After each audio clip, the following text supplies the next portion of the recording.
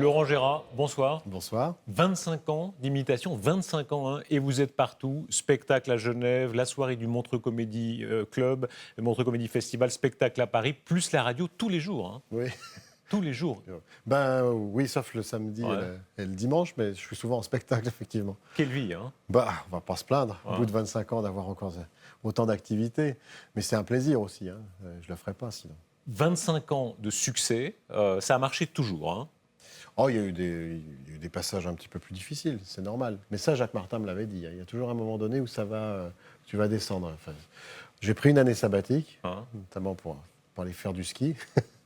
Et quand je suis revenu, c'est vrai que c'était un peu plus difficile. Parce que j'ai imposé un orchestre de 20 musiciens, l'orchestre de Frédéric Manoukian, et le public était un peu déstabilisé au début. Alors que maintenant, oui, ça marche.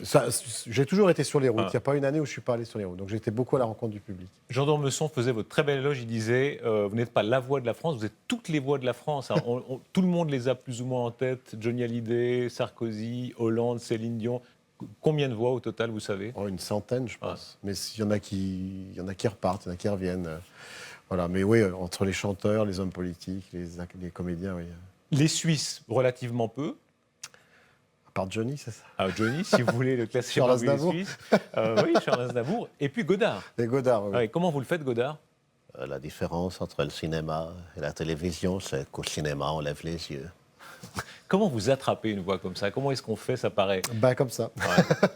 Non, je suis pas un besogneux, en fait. Mais je travaille beaucoup inconsciemment. C'est-à-dire en regardant les infos, en écoutant la radio. Voilà, c'est plus... mon côté Jeanne d'Arc, c'est plus les voix qui viennent à moi. Ça veut dire que vous vivez là-dedans vraiment en permanence, hein, quand vous écoutez les médias. Oui, il y a une déformation. Puis je crois que j'ai une écoute un peu particulière.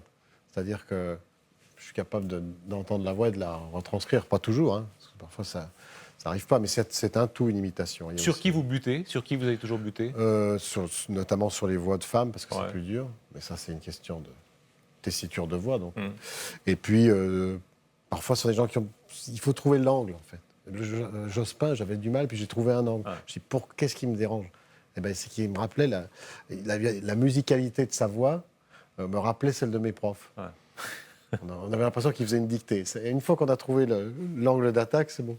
Il y a un personnage emblématique, c'est Johnny. Hein. Là, vous avez, pour dire ce mot, chopé effectivement quelque chose sur le fond de son personnage, etc.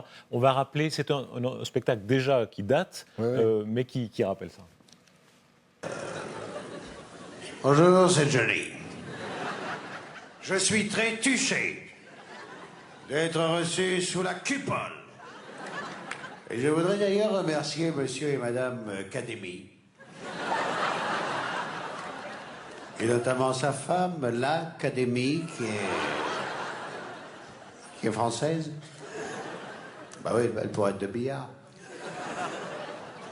Et comme tu nouvel arrivant au milieu des bicornes et des habits verts, j'ai préparé un discours d'un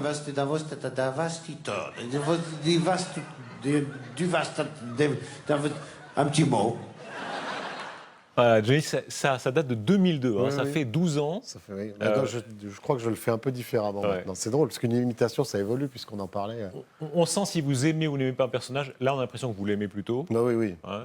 Tout en se foutant abondamment de sa gueule. Et lui vous aime, apparemment. Ah oui, c'était une belle rencontre. Il est bienveillant, Johnny. C'est quelqu'un de très gentil et quelqu'un de... il ne veut pas faire de peine. Alors moi, j'étais très embêté que ça lui fasse de la peine au début. Au début, il était vexé, évidemment, parce que vous le faisiez passer pour un idiot. Oui, mais c'était pas ça. Il a une forme... Fabrice Lucchini dit quelque chose de très juste par rapport à Johnny. Il dit il est comme Thomas Bernhardt, il réinvente des évidences. Il a une logique à lui, Johnny. Et on s'est retrouvés un soir à vraiment avoir des grandes discussions, parce qu'il connaît Brassens par cœur, par exemple. Et puis il aime les belles choses, il aime les bonnes choses. Donc on s'est retrouvés sur plein de points communs, quoi. Est-ce qu'on arrive à dire la vérité quand on est imitateur de génie comme vous, mais la complexité d'un personnage, Chirac, à la fois un peu beauf et très cultivé, dévoré d'ambition et gentil, on arrive à mettre tout ça dans un personnage ? Ah oui, je crois que oui. Ça doit se ressentir. C'est un tout, hein. Ce sont aussi des attitudes. Il faut arriver, je crois, c'est une bonne question, mais il faut arriver à se glisser dans la psychologie du personnage Et c'est-à-dire le faire réagir spontanément sur, par exemple, un sujet. Vous vous dites, tiens, comment Chirac réagirait? Il faut se mettre dans la tête de Chirac, comment il pourrait le faire. Comment Sarko réagit par rapport à ça. Et ben voilà, c'est-à-dire qu'il faut être capable de répondre à cette question immédiatement. Ça vous obsède à quel point? Sous la douche, quand vous couchez, quand vous... Bah si, on sent que c'est votre vie, quoi. Ah Vous oui, êtes, mais ça en doit vous dehors- baigner là-dedans. En dehors, je suis pas... Vous arrivez je suis pas à le fan couper le bancaire. bouton. Oui, je coupe le bouton. Oui, il m'arrive de déconner, d'imiter par exemple des gens qui ne sont pas connus dans mon équipe. Alors ça, mais c'est pour rigoler. Mais après, non. Je suis pas d'un naturel très triste dans la vie. Donc, je m'amuse beaucoup. Il y a ceux que vous aimez, il y a ceux que vous n'aimez pas, évidemment. On sent, on disait alors Johnny, c'est ceux que vous aimez. Un Bruel, visiblement, vous ne l'aimez pas. Ah si, Oh. non. Une Céline Dion, vous avez été très méchant sur Céline Dion. Oui, mais je me souviens, ça part toujours de quelque chose d'authentique. Hein. Elle avait dit qu'elle avait un dressing room de 90 mètres carrés et 1000 paires de chaussures. Donc, parfois, ils n'ont pas besoin de nous pour être ridicules. Hein. Mais vous pouvez avoir pitié. Hein. Je vous ai lu, vous disiez une Céline Dion, l'histoire de son mari qui a le cancer, etc. Tout à coup, vous dites j'ai pitié et vous baissez un peu le Pas la ton. pitié, parce que c'est pas un bon sentiment, mais je suis respectueux. Voilà. Si elle est dans une période où elle n'est pas bien, je ne veux pas en plus enfoncer le clou. Quoi. Bon, il y a ceux qui vous haïssent, ou en tout cas ceux qui ont déposé plainte, qui se sont fâchés très fort. Il y a Marine Le Pen, Bayrou. Bayrou n'était pas très content. Oui. Vous l'avez comparé à... Qu'est-ce que j'avais dit? C'est pas très flatteur. Dit tout, Je sais même pas, ça se dit. Tout est au centre. Oui. Ouais. J'avais dit que vous voyez ce qui peut être au centre. Et ces gens-là, ils vous en veulent beaucoup, évidemment. Mais je crois pas, parce qu'ils sont malins. Marine Le Pen, l'histoire c'était parce qu'on avait cité, je crois, sa fille. Ouais. Mais sur le fond, ces gens-là, le Front National, ils sont très procéduriers. Mais quand on dit qu'il y a eu des anciens collabos à la base, là, ils n'attaquent pas. Ouais. Que Jean-Marie Le Pen ait édité des disques de la SERP, des chants nazis, là, non, ils n'attaquent pas. Parce que Vous êtes passionné d'histoire. Hein. Oui. Dans vos références, ça se voit. Vous attaquez Monaco, par exemple, sur le fait qu'ils vous ont refusé, mais par contre, ils laissaient venir les Allemands en 40. La référence historique, c'est votre monde. j'ai été interdit à Monaco, mais ça y est, non. Ah oui, toujours. Mais il y a un devoir d'histoire, il y a un devoir de mémoire. Et l'histoire, justement, nous rappelle certaines choses. Et ça, c'est très important. La politique, évidemment, c'est votre fonds de commerce peut-être numéro 1. Nicolas Sarkozy, ça fait partie de votre spectacle. Ben oui. Seulement à droite, Kikinia. À droite, Kikinia. Kikinia à droite. Si, il y a le croque-mort avec ses gros sourcils. Je l'ai reconnu tout de suite, c'est quand même incroyable. François Fillon. Celui-là, je me le suis respiré pendant 5 ans. Je peux vous dire, c'est pas le courage qui l'étouffe. Il vient de la Sarthe. Aussi vif qu'un pot de rillettes. Et puis, en face, on a Is No Good. Jean-François Copé. Alors lui, celui-là, c'est le Kamasutra de la politique. Hein. Il change de position toutes les 3 minutes. Jean-François Copé. Voilà. Jean-François Copé, depuis le temps qu'il a les dents qui rayent le parquet, va falloir lui trouver un râtelier en Kevlar. Hein. Son problème, si vous voulez, c'est qu'il voudrait bien être moi. Seulement, il n'est pas équipé pour. Si vous voulez, moi, je suis Elvis, lui, c'est les Forbans. Sarkozy, on sent que vous êtes vraiment entré dans le personnage, hein, les mimiques, les tics. Ben, c'est une vieille histoire pour vous. Non, je l'ai revu récemment à la télévision, quand il a fait son retour, où il a commencé à dire, vous savez, j'ai changé, j'ai pas envie de rentrer là-dedans, j'ai beaucoup réfléchi. Et puis au bout de 5 minutes, il redevenait, ce qu'on disait tout à l'heure, il redevenait le personnage qui est tout en contraste. C'est-à-dire qu'il a recommencé à balancer, j'ai pas envie de dire du mal, mais enfin François Hollande. Donc le sketch, il est parti de là-dessus aussi. Il est gentil, il est méchant, Sarkozy, par exemple? Pour l'avoir croisé, il est très agréable, il a beaucoup d'humour. Mais François Hollande aussi, hein, ils sont malins. Ils sont tous très malins. Vous les voyez, hein, parce que vous êtes à RTL chaque matin. Très souvent, vous les croisez. Ils vous disent quoi? Ils aiment bien quand c'est sur les autres. Ouais. Généralement, ils me disent ça. Mais parfois, ils me disent ma mère vous écoute.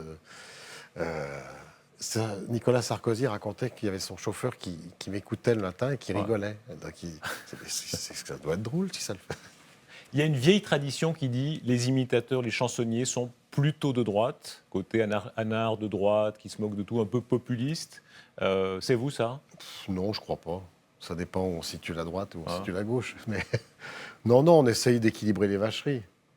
Alors, non, parce que c'est pas... C'est la tradition du musical. Il y a des espèces de chapelles, ouais. D'ailleurs, c'est assez bizarre. Vous ne dites pas pour qui vous votez, hein, en général. Non, Ouais. il y a un Jamais. isoloir. Non. Ouais. Mais c'est normal. C'est Henri Salvador qui m'avait dit ça. Il me dit, mais si on va se mettre à dos toute une partie de la population de façon ridicule. Ouais. D'ailleurs, est-ce que je vote? On vous classe un peu réac parce que vous avez des côtés un peu passéistes. Hein. Alors, Oui. vous détestez Qui sont Facebook, assumés. les réseaux sociaux, etc. Vous avez un petit côté pot-au-feu et province. Oui. D'ailleurs, vous êtes tout près de la Assumé. Suisse, hein, Oui. la Bourgogne. Oui, Bourg-en-Bresse. Ouais. Bourg-en-Bresse, c'est une grande tradition culinaire. Comment Donc est-ce on est qu'on voisins.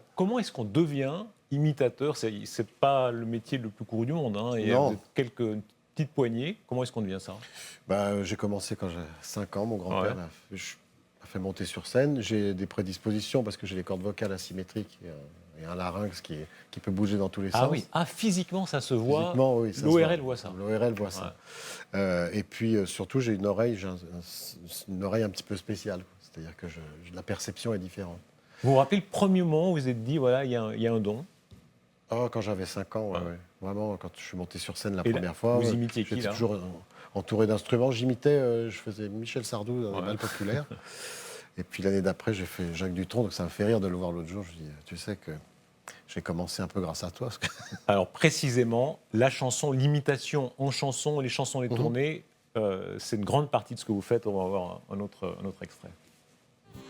Quand il veut trousser une dame, il fait un tour de scooter. Président bourreau des cœurs est un vrai tringleur.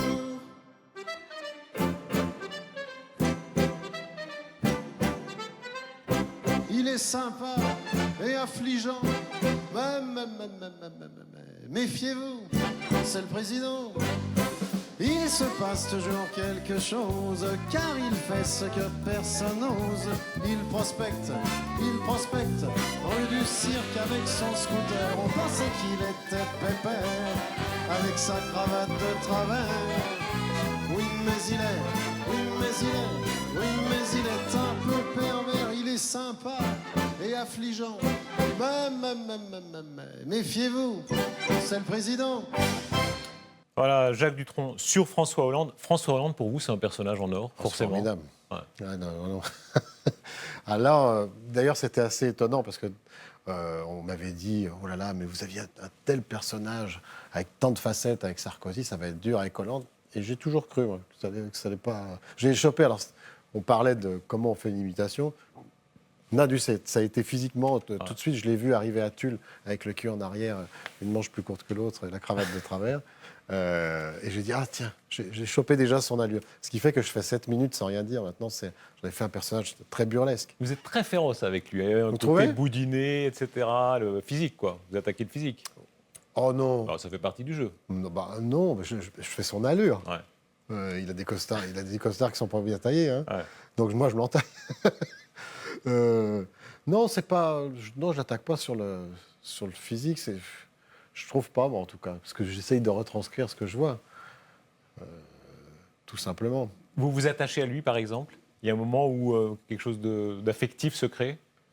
Je sais pas si c'est de l'affection. En tout cas, il se passe quelque chose parce que je peux pas être indifférent dans un sens ou dans un autre.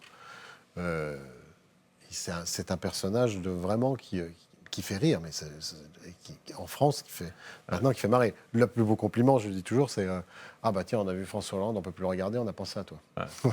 Vous avez des retours, comme l'Élysée, vous réagissez d'une manière ou d'une autre? Non. Il n'y a pas eu.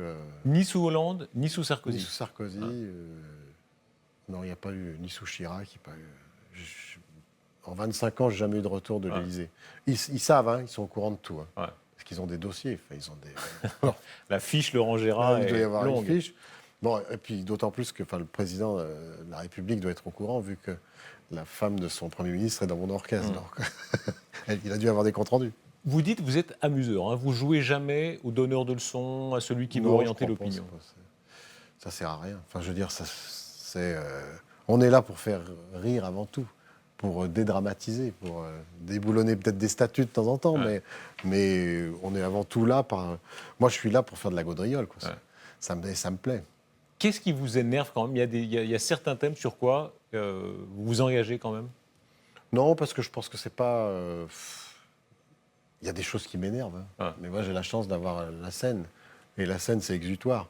Donc, dès qu'il y a quelque chose qui m'énerve, je peux le tourner en dérision. Ça, c'est un vrai luxe. La scène, c'est une très longue histoire d'amour. Hein. Oui. Il y a une forme d'addiction. Ah oui. Même, je veux dire, même quand on est un peu fatigué de sentir l'orchestre derrière et puis une salle qui est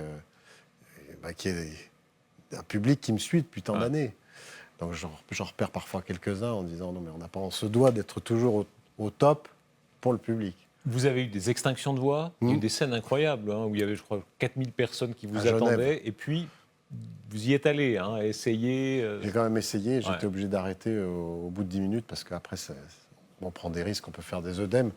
Mais je me souviens à Genève 2 fois, parce que j'étais remonté sur scène trop tôt, et du coup... mais j'en pleure, hein, c'est comme quand on coupe les cheveux à Samson. Hein. Ça, c'est un vrai crève-cœur. Hein. Ah oui. C'est une obsession, la voix. Vous vous dites chaque matin, vous faites le petit bruit pour être sûr que ça marche. Oui, je fais attention, quoi. Je la protège, je ne vais pas dans des lieux où je suis obligé de parler fort. Donc je ne vais pas en boîte de nuit. Avant, c'était les lieux en fumée, alors ça, c'était impossible. Et puis, j'y fais attention. C'est quelque chose qui est... c'est ma vie, hein. Si je la perds, c'est terrible, ce serait terrible. Du coup, je vois régulièrement mon ORL. Je suis même cobaye pour le CNRS où ils étudient un petit peu le fonctionnement de la machine. Laurent Gérard, votre parcours, alors la Bourgogne, ça c'est le premier terreau. Oui, la Bresse, c'est comment ça. il faut vous imaginer le milieu familial, les débuts ? En mode très simple, j'arrive d'un milieu... mon père était dans la banque, pas en Suisse. Hein. Ma mère était commerçante, après mon père était dans le transport. J'ai eu une vie, une enfance en tout cas heureuse. Vous étiez un élève comment ? Je m'endormais un peu sur mes lauriers. Donc une prof m'avait dit attention, quand ça sèche, ça pique. Et du coup, j'ai redoublé. Puis j'avais surtout hâte de faire des spectacles de fin d'année. Parce que je montais des petits spectacles à la fin au collège. Et puis au lycée, je commençais à faire du café-théâtre. Donc, je n'aimais pas l'autorité. Hein. Je n'aimais pas aller à l'école. Ça, c'était quelque chose que je n'aimais pas. Les premières imitations à 5 ans. Ensuite, on repère un peu la carrière, Drucker, Jacques Martin, etc. Entre deux, il s'est passé quoi ? J'ai appris mon métier au café-théâtre. Et puis après, je suis monté à Paris et j'ai fait 1 an au Don Camillo. Cabaret spectacle. Alors là, c'est dur. C'est dur, surtout que moi je venais vraiment de ma province et que je suis arrivé à Paris et je ne pouvais plus rentrer parce que c'était tous les jours. J'étais enlevé de rideau, donc on jouait devant des gens qui dînaient, qui étaient parfois avidés. Oui, le bruit des fourchettes, les commentaires. Et du coup, mais j'ai appris mon métier. J'ai pas été à l'armée, je fais ça à la place. Donc là, Michel Drucker était venu, Jacques Martin aussi, donc j'ai commencé avec Jacques. Puis j'ai fait de la radio. J'ai jamais abandonné la radio non plus. J'ai toujours été. J'adore la radio. Au chapitre des maîtres, Jacques Martin, il a beaucoup compté pour vous. Ah oui, énormément. C'était quelqu'un d'un talent total. Il faisait absolument de tout. Oui, j'ai beaucoup d'admiration pour Jacques, qui écrivait très bien, qui avait du recul, qui avait une dérision, il avait une plume incroyable, il chantait très bien. Il faisait des imitations, donc il se reconnaissait un petit peu. Quand il m'a vu arriver, il se revoyait un petit peu. On était de la même région, la région lyonnaise. Et lui, quand il est arrivé à Paris, il faisait des imitations. Donc, on avait une grande tendresse, je crois, l'un pour l'autre. Il vous a appris quoi ? Il m'a appris à réagir vite, sur l'actualité notamment. Il m'a donné confiance en moi aussi. Parce que travailler avec Jacques Martin, c'était... moi, j'en revenais pas, je me pinçais. Je dis, mais c'est Jacques Martin. Pendant toute la période où j'ai travaillé avec lui, j'ai appris à écrire des parodies de chansons. Enfin, je le faisais, mais je ne le faisais pas avec ce rythme. Et puis surtout, il était malfaisant, quoi. Il pouvait être très très dur, mais dans le bon sens du terme. Drucker, en revanche, a une image de gentil complet, c'est vrai, il est vraiment comme ça. Alors, c'est lui qui le dit. Hein. Ouais. Je l'ai un peu décomplexé, Michel. Il dit parce que... Vous lui avez appris un petit gramme de méchanceté, un peu de piment. Hein. Vous l'avez un peu Oui, pimenté. mais il devait en avoir un petit peu. Et en fait, il est moqueur. Il a une forme de moqueur. Moi, j'adore les gens moqueurs. Pas de méchanceté, mais qui se moquent. Taquin, voilà. Ouais. La moquerie. Je trouve que c'est un terme qui peut paraître un petit peu vieux, mais se moquer, voilà, on se moque. On peut se moquer de moi aussi, il n'y a pas de problème. Mais du coup, là, ça donne un côté, une dérision face aux événements. Il faut en même temps un peu de vraie vacherie. Je pense à l'imitation que vous faites de Jeanne Moreau. Oui. C'est terrible, parce qu'évidemment, Jeanne Moreau, c'était une statue de la... Oui, de la- mais- Comment vous la faites, Jeanne Moreau? Bonsoir. Le cinéma, c'est la vie. Et ma vie, c'est le cinéma. Alors, elle n'était pas contente. Elle était très fâchée. Elle n'était pas contente, mais le métier était bien content. Parce qu'elle est peau de vache. Je ne sais pas. Ouais. Il s'était merci. Il y avait beaucoup de gens de métier qui, à part Jean-Claude Brialy, puisque c'était sa marraine, qui disaient non, tu es méchant. Je dis, je ne suis pas méchant avec Jeanne. Je limite, quoi. Les femmes, vous les faites très bien, vous disiez au début. Enfin, les femmes à la voix rauque. À la voix rauque, oui, avec une Brigitte voix... Bardot, c'est comment? Non, je ne la fais pas. Pourquoi pas? Parce que, j'y arrive pas. J'arrive pas. Ça serait pas... Céline Dion, c'est une évocation. Pas du tout cette voix-là. C'est parce que je fais un peu l'accent québécois. Ségolène Royal? Non. Vous lui tapez dessus, mais vous l'imitez. J'aurais été embêté si ça avait été à la présidence de la République, parce que là, j'aurais vraiment été embêté. Qui est inimitable? Vous Oh, plein. Je ne fais pas le décompte de tout ça, mais il y en a plein sur lesquels je vais buter, c'est normal. Des gens qui ont moins de personnalité ou un phrasé qui n'est pas dans... Quand vous voyez les vieilles générations, les Mitterrand, alors certains vous avez pratiqué, parce que vous avez 25 ans de métier, Oui. Giscard, vous le pratiquez toujours. Oui, toujours. Mais il est toujours là. Ouais. Parce que c'est ce qu'on disait. Nous, en France, même si on lui fout la porte, ils reviennent quand même. Hein. Les marchés, les De Gaulle, c'est vrai qu'il y avait des élocutions encore plus variées avant, Il y avait des et plus personnes d'accent. Mais regardez, c'est assez valable aussi pour les comédiens, les acteurs. Moi, je ferais plus facilement Belmondo, Delon, Noiret que les acteurs actuels. Alors, pourtant, ils sont populaires, mais on allait voir le dernier Belmondo, le dernier Delon, etc. Donc, c'était imprimé. Maintenant, on consomme plus vite. La chanson, c'est pareil. On a moins de tubes, de gens qui font des tubes, ou alors... Sur les rappeurs, vous avez des Oui. mots très sévères. Sur les chanteurs à la mode de maintenant, vous dites qu'ils sont inintéressants, en gros. Hein. Oh, non, pas tous. C'est-à-dire que j'ai un peu plus de mal. Je préfère écouter Brassens. Ouais. Mais non, il y en a que j'aime bien. Les rappeurs, non, ça, j'ai vraiment du mal. Ouais. Et pourquoi? Je trouve que c'est caricatural. Alors, pour le coup, ça peut être d'une méchanceté. Enfin, les propos, parfois, des rappeurs. Mais ils n'aiment pas qu'on dise des choses sur eux. Ils peuvent être très, très violents. Hein. Ce qui est bizarre, d'ailleurs. Ils doivent avoir du recul.